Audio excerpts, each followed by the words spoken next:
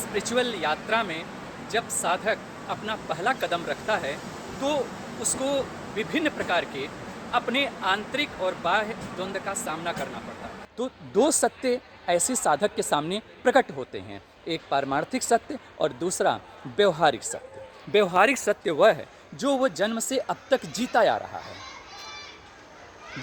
व्यवहारिक सत्य। और पारमार्थिक सत्य वह है कि जिस पर वह कदम रख दिया है, यानी यात्रा अपना शुरू कर दिया है। और इस आंतरिक द्वंद्व में उसके जीवन की अधिकतर जो प्राण शक्ति है वह यूटिलाइज हो जाती है।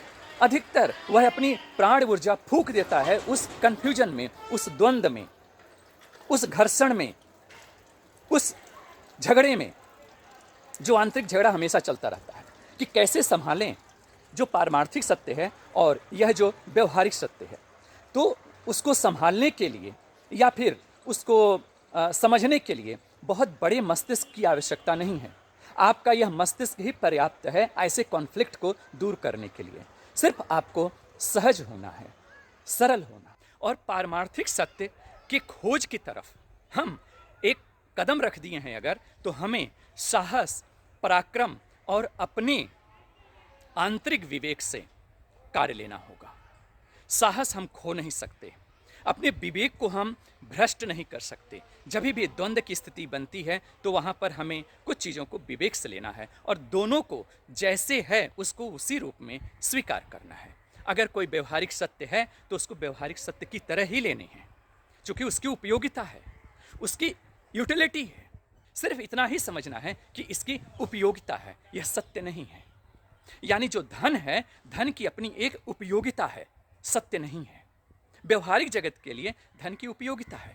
व्यवहारिक जगत के लिए जहाँ पर हम रह रहे हैं, इस शरीर से जो हम यात्रा कर रहे हैं, आंतरिक यात्रा कर रहे हैं, अंदर में जो गोते लगा रहे हैं, उसमें जो कुछ भी जीवन के लिए आवश्यक तत्व है, जो आवश्यक चीज़ें हैं, उसके लिए हमें उस रूप में आना पड़ेगा। प्यास लगती है तो प्यास की व्यवस्था करनी पड़ेगी, पानी की व्यवस्था करनी पड़ेगी, भूख है तो भोजन का करना होगा, कहीं आना जाना है। यानी जो जैसे चल रहा है यह व्यवहारिक सत्य, इसमें बस इतना ही अंतर है, डूबना नहीं है, अटैच नहीं होना है।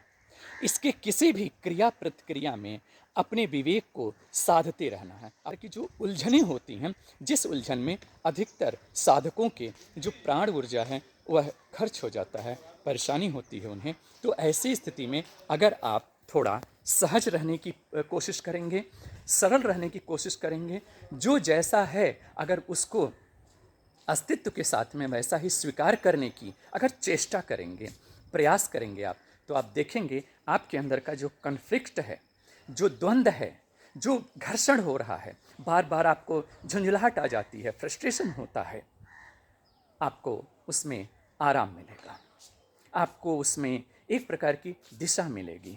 तो उसमें उलझे ना, बल्कि दोनों सत्य को सत्य की तरह ही देखें। जो व्यवहारिक सत्य है उसको व्यवहारिक की तरह देखें, जो पारमार्थिक सत्य है उसको पारमार्थिक सत्य की तरह देखें। और व्यवहारिक सत्य की जितनी भी आवश्यक चीज़ें हैं वह सभी यूटिलिटेरियन हैं, उनकी यूटिलिटी है सिर्फ। इस बात को समझें। जब इस बात को आप समझेंगे और अस्तित्व के साथ सहज और सरल बनकर अगर आप कुछ कदम आगे बढ़ाएंगे अपने स्पिरिचुअल जर्नी में, अपनी आध्यात्मिक यात्रा में, तो आपकी यात्रा निश्चित तौर पर सुखमय हो सकती है, आनंददायी हो सकती है और आपके लिए मुक्तिदायी भी हो सकती है। आपकी आध्यात्मिक यात्रा मंगलमय हो, कल्याणमय हो। ईश्वर आपकी मदद करे, परमात्मा आपकी मदद करे। इसी शुभकामनाओं के साथ ओम तत्वमसि।